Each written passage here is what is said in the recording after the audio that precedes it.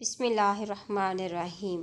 قرآن مجید میں حضرت موسیٰ علیہ السلام کے بہت سے موضوعوں کا ذکر آیا ہے، جن میں سرفہرست حضرت موسیٰ علیہ السلام کی وہ مقدس لاٹھی ہے جس کو عصائے موسیٰ کہتے ہیں۔ اس کے ذریعے آپ کے بہت سے ان معجزات کا ظہور ہوا جن کو قرآن مجید نے مختلف عنوانوں کے ساتھ بار بار بیان فرمایا ہے۔ اس مقدس لاٹھی کی تاریخ بہت قدیم ہے، جو اپنے دامن میں سینکڑوں ان تاریخی واقعات کو سمیٹے ہوئے ہے جن میں عبرتوں اور نصیحتوں کے ہزاروں نشانات ستاروں کی طرح جگمگا رہے ہیں، جن سے اہل نظر کو بصیرت کی روشنی اور ہدایت کا نور ملتا ہے۔ یہ لاٹھی حضرت موسیٰ علیہ السلام کے قد برابر 10 ہاتھ لمبی تھی اور اس کے سر پر 2 شاخیں تھیں جو رات میں مشعل کی طرح روشن ہو جایا کرتی تھی۔ یہ جنت کے درخت پیلو کی لکڑی سے بنائی گئی تھی اور اس کو حضرت آدم علیہ السلام بہشت سے اپنے ساتھ لائے تھے۔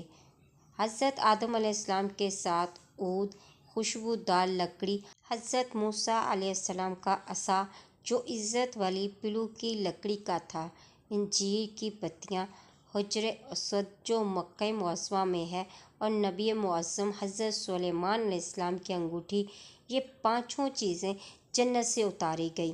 حضرت آدم علیہ السلام کے بعد یہ مقدس عصا حضرات انبیاء کرام علیہ السلام کو یک کے بعد دیگر بطور میراث کے ملتا رہا، یہاں تک کہ حضرت شعیب علیہ السلام کو ملا جو قوم مدین کے نبی تھے۔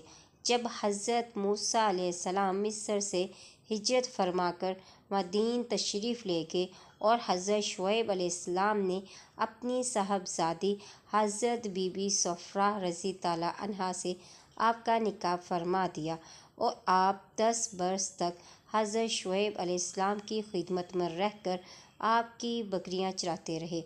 اس وقت حضرت شعیب علیہ السلام نے حکم خداوند عز و جل کے مطابق آپ کو یہ مقدس عصا عطا فرمایا۔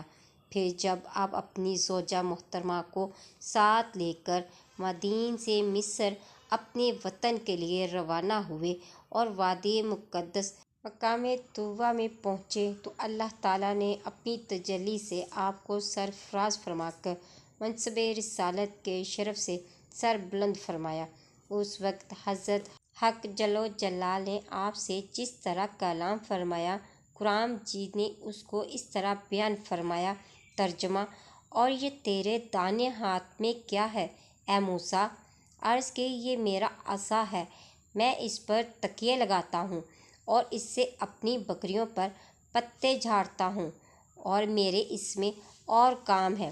دوسرے کاموں کی تفسیر میں حضرت علامہ ابوالبرکات عبداللہ بن احمد نصفی علیہ رحمۃ اللہ نے فرمایا کہ مثلاً اس کو ہاتھ میں لے کر اس کے سہارے چلنا، اس سے بات چیت کر دل کو بہلانا، دن میں اس کا درخت بن کر آپ پر سایہ کرنا، رات میں اس کی دونوں شاخوں کا روشن ہو کر آپ کو روشنی دینا، اس سے دشمنوں، درندوں اور سانپوں بچھوؤں کو مارنا، کنویں سے پانی بھرنے کے وقت اس کے رسی باندھ کر جانا اور اس کی دونوں شاخوں کا ڈول بن جانا، بوقت ضرورت اس کا درخت بن کر حسب خواہش پھل دینا، اس کو زمین میں گاڑ دینے سے پانی نکل پڑنا۔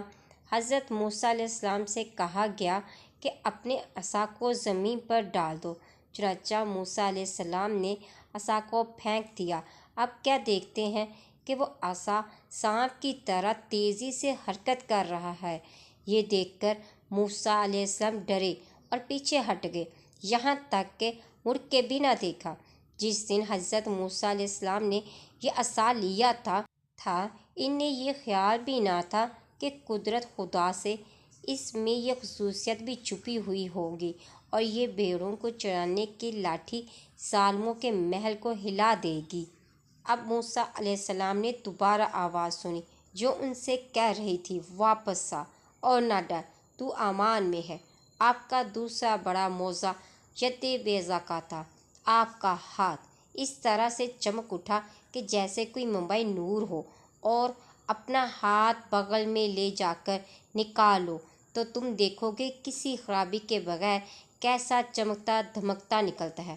حضرت موسیٰ علیہ السلام کے ہاتھ میں یہ سفیدی اور چمک کسی بیماری، مثلاً برس یا کوئی اس جیسی چیز کی وجہ سے نہ تھی، بلکہ یہ نور الہی تھا جو بالکل ایک نئی قسم کا تھا۔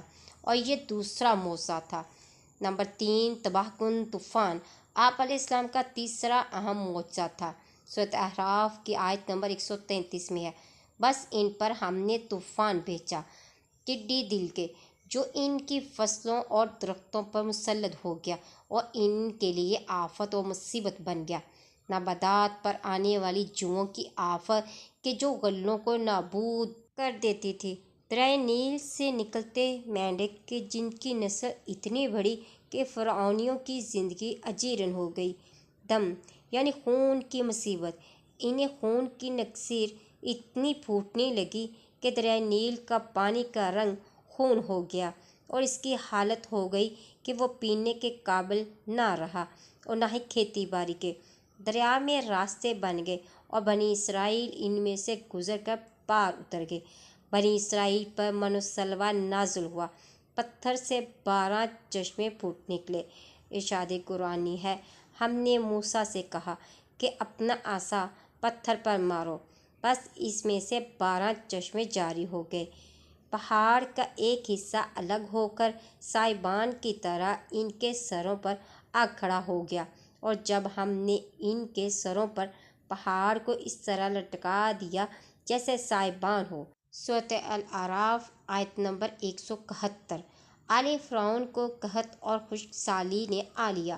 یہ بھی حضرت موسیٰ علیہ السلام کے معجزات میں سے تھا۔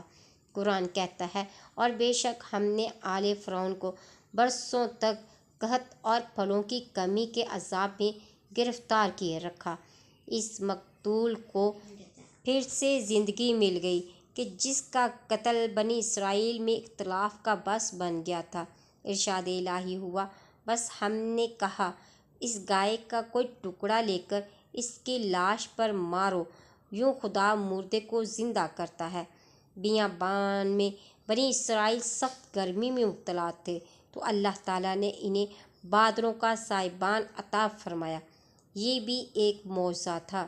ارشاد الہی ہے، اور ہم نے تم پر بادلوں کا سایہ کر دیا۔ ناظرین، اگر میری ویڈیو اچھی لگی تو لائک اینڈ شیئر کرنا مت بھولیں۔ ملتے ہیں نیکسٹ ویڈیو میں۔ فی امان اللہ۔